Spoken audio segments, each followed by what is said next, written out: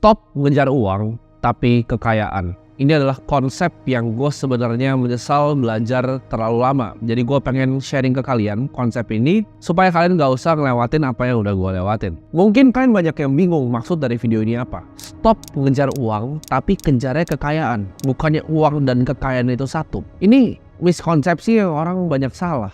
Uang dan kekayaan itu dua hal yang berbeda. Contohnya dalam bahasa Inggris, rich ya, kaya, dan wealth, kekayaan, itu dua hal yang berbeda, jauh bedanya. Gue pernah bahas di video sebelumnya, yaitu uang adalah energi, dari salah satu filsuf sebenarnya di Amerika namanya Alan Watts. Jadi Alan Watts ini pernah berkata bahwa uang itu nggak real ya. Uang sendiri itu nggak ada artinya dan nggak real. Uang hanyalah format untuk kita bisa mengumpulkan yang namanya economic energy. Contohnya seperti ini, anggaplah kalian gue taruh nih ya di padang gurun kosong, nggak ada apa-apa, nggak ada barang yang kalian bisa beli. Kalian punya uang nih 10 miliar. Ada artinya nggak uang kalian? Jawabannya nggak ada. Karena nggak ada barang yang kalian bisa beli. Di sini gue mau kasih tahu kalian, hal yang kalian kejar uang itu nggak akan pernah selesai. Ada konsep yang namanya hedonic treadmill. Jadi treadmill itu ya, treadmill itu ada yang tempat kita bisa lari, bisa di gym. Dan hedonic, yaitu manusia yang hedon. Itu nggak akan ada habisnya. Kalian mau satu hal, akan mau hal yang lain lagi, dapat hal yang lain, mau hal yang lain lagi. Seperti contoh ya, waktu gue awal nggak punya mobil, yang gue pengen tuh hanyalah mobil. Jadi waktu itu gue beli mobil bekas Ford Fiesta. Setelah gue udah punya Ford Fiesta, gue nggak puas. Gue mikir, oke, gue mau mobilnya sedikit lebih bagus ketika uangnya udah bertambah. Oke, karena uang gue udah segini nih, kayaknya masa gue pakai Ford Fiesta sih, rasanya malu gitu kan. Gue belilah Audi A4. Setelah gue punya Audi A4, gue ngerasa, kayaknya ini temen gue pakai mobil sport Porsche, keren nih kayaknya. Akhirnya gue beli Porsche, gue beli lagi mobil sport lagi, Mustang. Udah punya mobil sport, ya kan, udah bisa parkir di depan lobby hotel ya. Gue pikir lagi, teman gue Ferrari-nya 458 nih. Kayaknya gue baru sports car, belum supercar gitu. Mesinnya nggak sekencang supercar, belum bisa 3 detik 0 sampai 100. Nah udah, gue beli lagi McLaren. Udah beli McLaren, gue pasti ada yang maunya lagi. Ntar gue mau kapal azimut lah, gue mau beli pesawat. Pasti selalu ada hal target-target yang nggak akan pernah selesai sebenarnya. Nah itu namanya hedonic treadmill.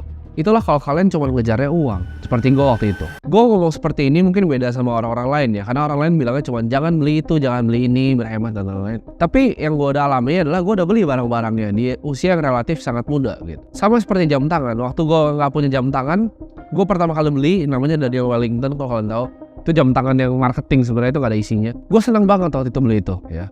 Daniel Wellington, habis itu gue upgrade, akhirnya mampu beli Seiko, beli Tech Heuer ya kan. Habis itu kurang puas, kok kurang nih movementnya. Akhirnya gue upgrade lagi ke Rolex dan terakhir di Patek. Sampai sekarang aja gue gak pakai jam tangan gitu. Jadi itu yang gue perhatiin sih, hedonic treadmill ini gak ada ujungnya. Nanti gue udah Patek nih yang dulu gue pikir ini wah udah paling mahal lah. Jam tangan dong harganya 2 miliar, gue pikir gue mau lagi gitu kan. Ada apa yang lebih mahal, Jacob & Co atau yang lain. Jangan masuk ke perangkap itu nggak akan pernah ada ujungnya. Kalian jangan fokus ke uang dan status. Ketika kalian fokus ke uang dan status, kalian lose track dari game sebenarnya, yaitu game sebenarnya adalah kekayaan. Ini gue akan kasih tahu kalian perbedaan antara rich dan wealth ya. Kaya dan kekayaan itu dua hal yang sangat amat beda. Dan uang, apalagi uang sama kekayaan itu dua hal yang sangat beda. Kekayaan yang sesungguhnya itu datang dari sebuah mesin yang bisa mencetak uang bernama bisnis. Jadi gini, kalau misalnya kalian punya suatu mesin nih, ini bisa cetak uang. Bisnis kan menghasilkan uang ya. Kalau uangnya ini lu bisa pakai untuk kasih makan lagi ke mesinnya untuk cetak lebih banyak uang lagi, itu baru kekayaan. Mesin yang bisa mencetak uang adalah mesin yang menyelesaikan banyak masalah orang. Makanya kita sebagai seorang entrepreneur, tujuannya adalah problem solving. Kenapa waktu itu awalnya gue mulai ke edukasi? Kenapa waktu itu gue bikin misalnya channel bahkan investasi? Sebenarnya gue bikin ini untuk diri gue sendiri, karena gue ngerasa ini sebagai pengingat gue pribadi. Karena waktu gue awal mulai YouTube ini nggak banyak sebenarnya orang yang mau sharing seperti ini dengan ilmu yang dalam gitu. Banyak kan cuma kasih cetek-cetek aja. Oh, cara ngatur uang gini, tapi nggak ada yang bedah uang itu apa secara dalam. Gue bikin ini sebagai referensi bahkan untuk diri gue sendiri ke depannya. Ketika kalian bisa punya mesin yang menghasilkan uang yang keluar dari situ, kalian bisa pakai dan kalian bisa masukin ke dalam mesinnya lagi. Masuk ke dalam mesin ini bisa cetak lebih banyak lagi uang. Nanti gue akan jelaskan di belakang. Nah, mesin ini yang gue bilang tadi, ya, ketika kalian bisa menghasilkan uang dari menyelesaikan masalah orang, kalian bisa masukin lagi ke dalamnya. Itu jadi suatu kekayaan yang sangat powerful. Itu jadi wealth. Kenapa gini? Gue kasih contoh ya. Misalnya gue punya suatu usaha nih. Gue punya usaha menghasilkan uang. Uang itu gue pakai untuk mencari karyawan lebih pintar, karyawan lebih talented. Gue cari talent dengan uang itu. Dari hasil talent yang lebih banyak, campaign marketing gue lebih bagus ya. Marketing gue lebih canggih, digital marketing ya. Yang tadinya mungkin cuma SEO pakai Google sekarang jadi canggih. Bisa email marketing, bisa social media marketing. Misalnya gue invest ke tim editor yang videonya lebih bagus. Itu adalah contoh gitu, reinvestment. Dari gue investasi di talent-talent tersebut, produknya lebih bagus, ya kan, pengajarnya lebih bagus, di dalam marketingnya lebih bagus, mesin itu mencetak lebih banyak uang lagi, dan dari uang lebih banyak itu dibalikin lagi ke dalam bisnisnya. Makanya kalau kalian sempat dengerin kata-kata dari pengusaha adalah muterin duit, ini adalah muterin duit, jadi uangnya dipakai ke dalam bisnisnya lagi. Nah, kalau kalian nggak bisa bikin suatu usaha, suatu mesin yang seperti ini, yang kalian misalnya jualan plastik nih, contohnya kalian jualan plastik ya, profitnya kalian cuma ngambil aja terus kalian beliin mobil gitu. Ya ini contoh ya. Kalian bisnis plastik, kalian punya profit, kalian beliin mobil. Mobil itu uang kan, keluar economic energy keluar jadi mobil itu. Tapi mobil itu nggak bisa ngapa-ngapain. Sedangkan kalau uangnya kalian bisa masukin ke dalam bisnis plastik tadi, gimana cara ekspansinya? Apakah hire C level? Dari mana yang kita bisa benahin? Apakah kita integrasi enterprise resource ya kan, ERP? Kita investasi di software untuk bisa besarin lagi bisnisnya. Itu yang membedain pebisnis yang kecil sama pebisnis yang gede. Pebisnis yang gede ini mikir gimana caranya bisa efisiensi bisnisnya, gimana caranya kita bisa kasih nilai tambah lebih ke konsumer kita, gimana cara kita bisa hire talent yang terbaik. Makanya kita lihat perusahaan kelas yang paling tinggi, contohnya seperti BCA, Indofood, mereka fokus untuk cari talent. Bahkan mereka biayain anak-anak kampus gitu, mereka biayain universitas anak-anak sampai lulus. Kenapa? Karena mereka mau talentnya, dan mereka tahu investasi yang tertinggi adalah di talent, di bakat manusia. Kalau gue punya uang nih, gue beliin mobil, ya mungkin harganya bisa naik. Tapi mobil itu cuma jadi mobil doang, cuma dipakai doang, bayar pajak pula per tahunnya. Itu uang, dia itu rich. Tapi wealth atau kekayaan itu berbeda. Kekayaan itu seperti memiliki aset ya, atau suatu bisnis yang di saat gue tidur pun itu tetap jalan. Udah ada sistemnya in place. Itu kekayaan. Dan uangnya bisa ditumpuk terus jadi lebih besar lagi. Contohnya, gue pakai bisnis yang zaman dulu banget, yaitu kapal ya. Kapal yang ngirim-ngirim barang. Bisnis pertamanya Vanderbilt ya, salah satu orang paling kaya di Amerika. Jadi dia dari satu kapal nih, dia suka kirim-kirim orang, dia terkenal kapal karena dia paling murah waktu itu kasih harganya dibanding orang-orang yang lain. Dia servisnya paling bagus dan paling murah. Orang-orang akhirnya pakai dia. Dari uang satu kapal itu, dia beli kapal kedua. Dari kapal kedua itu bisa nganterin lebih banyak orang lagi. Uangnya sama dia gak dipakai untuk beli mobil. Dia beli kapal keempat, kapal ke-8, kapal ke-16, dan kapal ke-32 sampai kapal ke-100. Itu adalah kekayaan. Ketika kalian cuma punya bisnis yang one off, misal kalian transaksi mau nipu orang nih, lu mau nipu orang ya, makanya gue selalu bilang nipu orang itu uang, bukan kekayaan. Apakah bisa kaya dari nipu? Bisa. Tapi itu transaksinya cuma sekali. Contohnya lu bikin yang misalnya pakai SMS lah, nipu dapat uang kan misalnya 10 miliar. Tapi itu nggak akan pernah bisa jadi kekayaan. Karena transaksinya sekali. Lu tipu orang, orang merasa ditipu. Sedangkan kalau Indomie ya, lu makan enak murah, orang beli lagi. Dia recurring. Itu kekayaan. Kalau lu mau jadi kaya, lu harus punya mesin Casey Vanderbilt tadi. Itu ibarat paling simpel ya, dari satu kapal, dari 2 kapal, dari 3 kapal, dari 4 kapal. Kalau bisnisnya nggak bisa seperti itu, lu nggak akan sampai ke level kekayaan. Bedanya kekayaan sama status. Kekayaan itu adalah hal yang kita bisa dapatkan uang ya, di saat kita tidur, di saat kita jalan-jalan, kita tetap mendapatkan sesuatu. Itu adalah kekayaan. Sedangkan status itu adalah hanyalah tempat kita. Tempat kita tuh di mana? Di hierarki sosial masyarakat. Itulah status. Punya kekayaan itu bukan cuma masalah kerja keras. Kerja keras kita ngomong misalnya orang yang nyapu di pinggir jalan tuh lebih kerja keras dibanding kita semua. Bedanya apa? Bekerja dengan leverage atau pengungkit. Ini mungkin udah sering gue bahas ya konsepnya. Tapi menurut gue sederhana.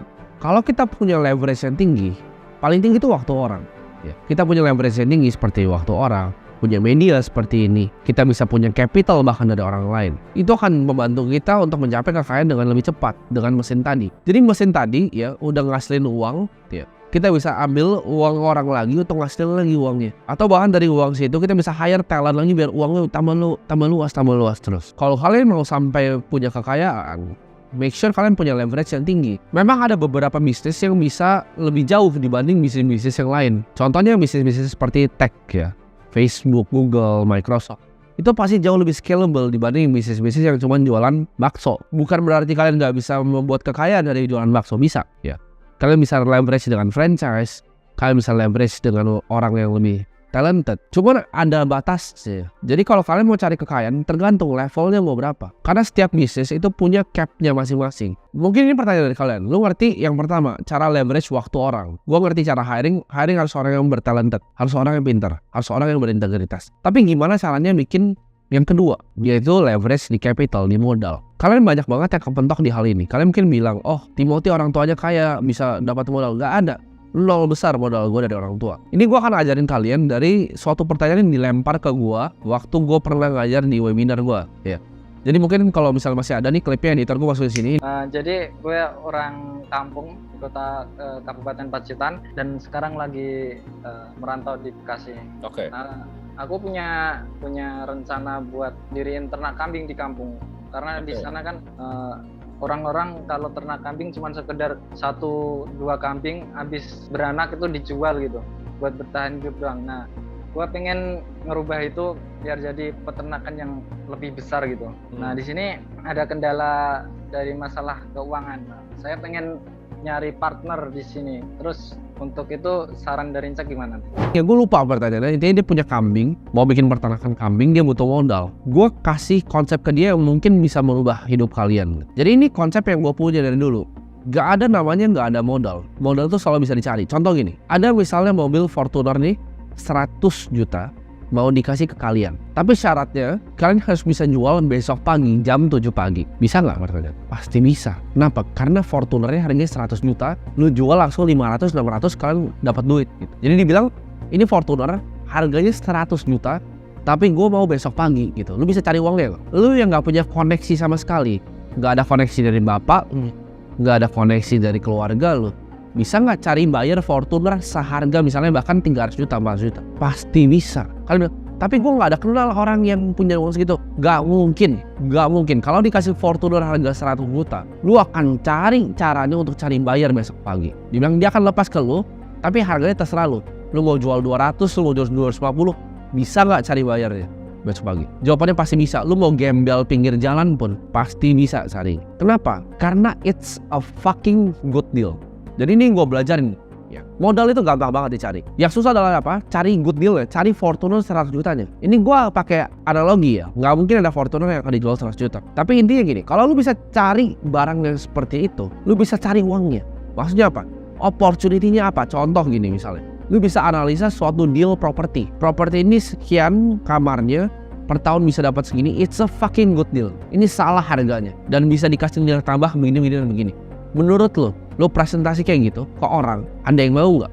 1 dari 100 orang yang lo datengin, pasti ada yang mau. If you find a fucking good deal, it doesn't matter. Jadi itu cara lo bisa leverage capital orang. Lo mau nge-raise duit buat bisnis lo mau nge-raise duit buat peternakan kambing lo. Kalau lo bisa jamin, it's a fucking good deal. Bahkan gini, misalnya deal properti tadi nih, itu sebenarnya market value-nya harganya 1 miliar, tapi lu dapat diskon 500 juta. Lu nggak punya 500 jutanya, lu bisa cari orang untuk chip in 500 juta untuk dapat upside 1 miliar tadi. Bahkan lu bisa bilang gini kan dia, ya udah, ini gua kasih dealnya ke lu, nggak usah kasih komisi ke gua, ya.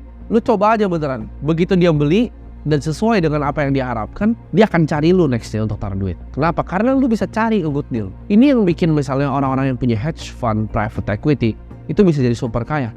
Karena mereka cari deal-deal ini, venture capital, mereka cari startup yang buat diinvest. Lalu mereka leverage deal tadi untuk mendapatkan modalnya. Ini kalian bisa pakai di semuanya. Kalau orang nggak mau kasih kalian uang, karena deal kalian sampah, bisnis lu bisnis orang goblok. Kalau bisnis lu bagus, gue pun mau taruh duit di lu pasti.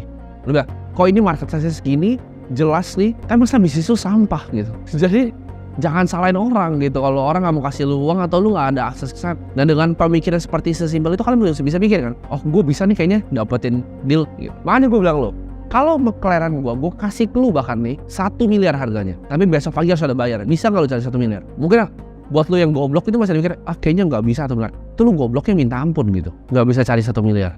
Ya, McLaren gue nih, ya harganya 4 miliar, gue mau kasih lu 1 miliar. Gue kasih langsung nih kuncinya 1 miliar. Bisa gak lu jual nih? Biar lebih analogi jelasin, gue kasih kunci tas gue. Nah nih gue ambil di tas gue. Tadi mungkin kalau pakai Fortuner lu belum pada jelas nih. Ini nih kunci McLaren gue kasih ke lu 1 miliar, tapi besok lu harus cari bayarnya. Bisa gak? Kalau masih alasan nggak bisa, itu lu udah pasti miskin seumur hidup lu. Pasti semua orang yang di sini yang komen yang punya otak pasti bilang bisa. Harganya itu 4 miliar market value. Lu bahkan jual 1,5 miliar udah cuma 500 juta. Itu pun lu percaya lu jual ini 1,5 miliar sedetik laku kali. Dan gimana cara carinya? McLaren 1 miliar. Deal kan banyak banget di dunia ini. Kalau lu bisa deal making ke orang, itu akan jadi invaluable. Itu akan bikin lu kekayaan. Lu ngerti caranya cari talent, lu ngerti cara cari capital, itu lu combine gabungin jadi satu. lu ngerti lagi bikin media seperti ini, itu unstoppable. Jadi jangan kejar uang, tapi kejarlah kekayaan, karena itu dua hal yang berbeda. Kejarlah kekayaan dan jangan kejar status, karena itu semua sia-sia.